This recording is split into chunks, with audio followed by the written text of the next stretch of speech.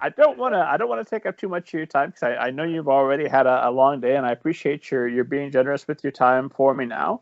But I do have just a couple of other questions that I wanted to make sure I ask. One, a quote that I saw from you that I just can't let go. You said that the Creator called you to be a poet. Why do you think that, and what responsibility does that bring with it? Well, I think that I was called to be a poet because I've had a couple poems in my lifetime come out of the blue.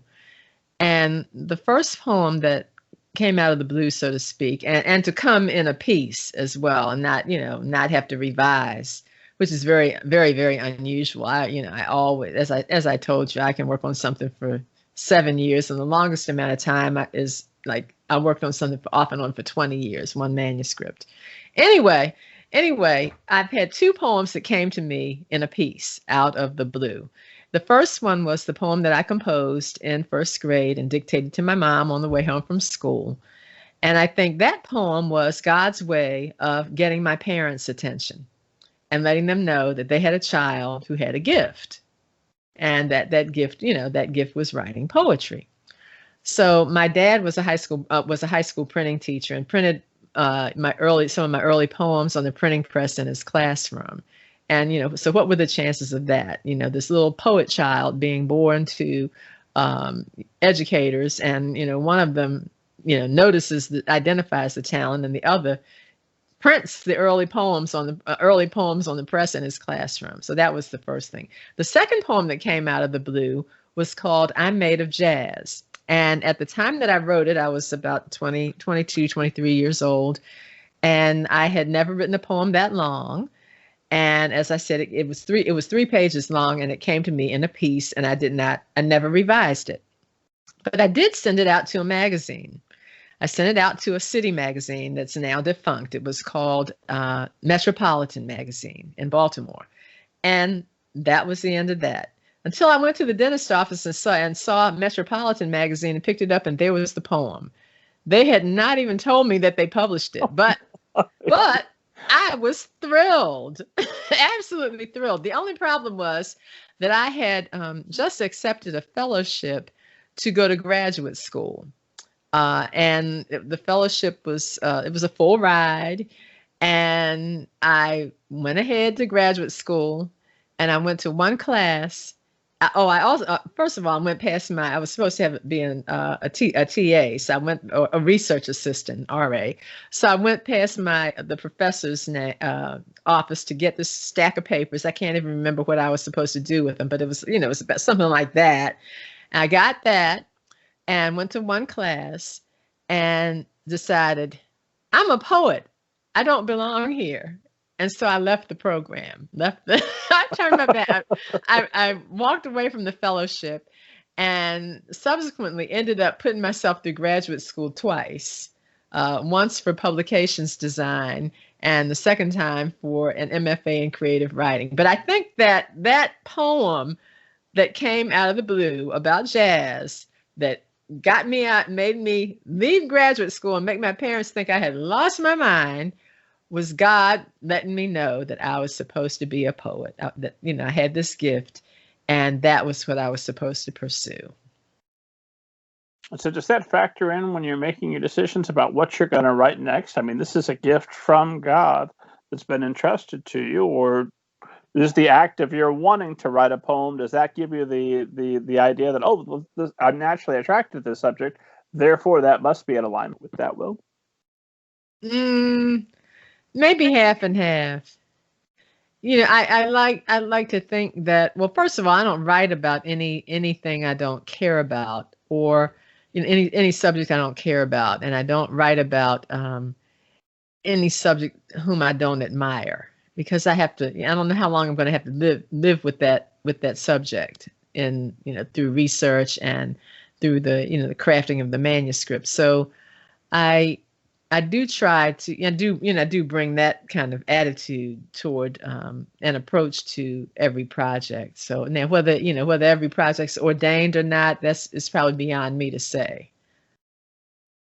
But there are mystical things that transpire sometimes in the course of writing about a subject.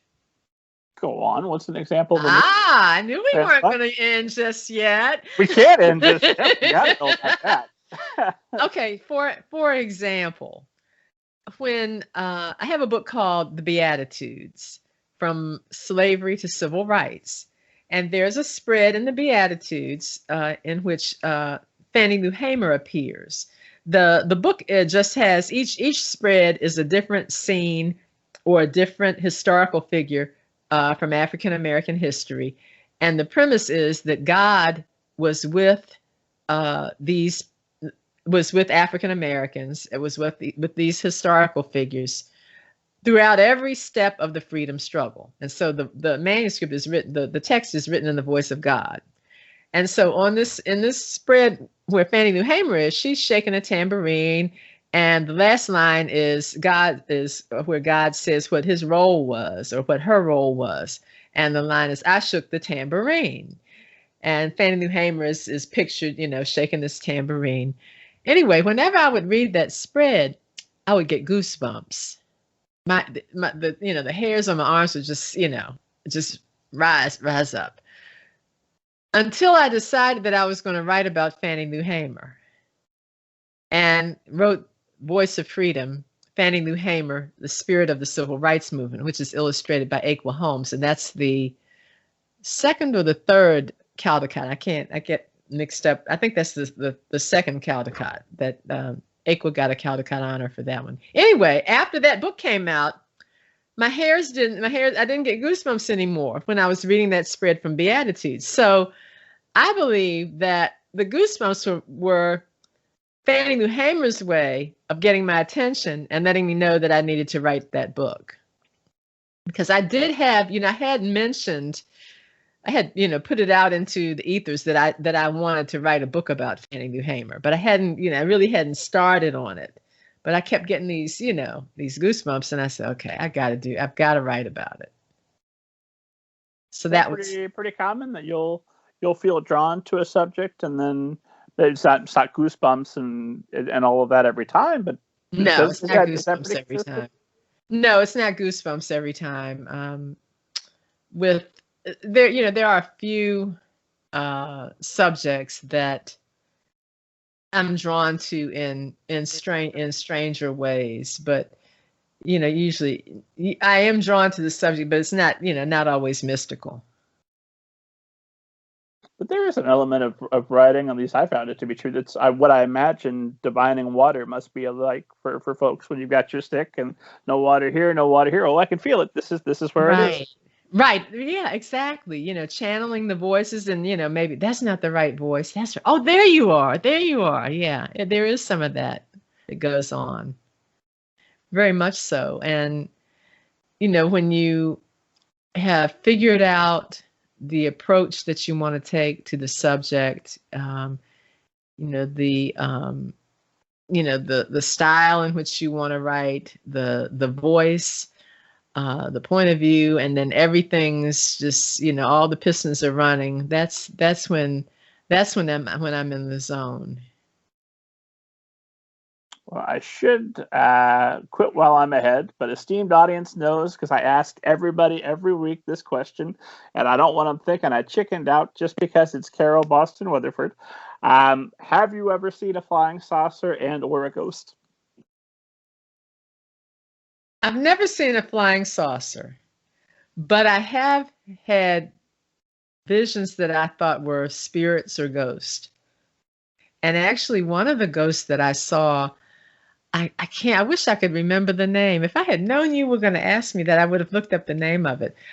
I saw this spirit, and then a few years later, I was at a lecture, and the artist was showing some African costumes that are used for, and also West Indian costumes that were used for specific dances in a specific ritual, and it looked just like the person. They said, "This is the spirit, the spirit so and so." I was like, "That's what I saw." I like your stories because they lead to more books Yeah. That's the best Yeah, kind I'm of gonna have to remember. I wish I could call that it was something. It was a name like the name wasn't Squishy Wishy, but it was something like Jishy Wishy or something. I can't remember the name of the spirit.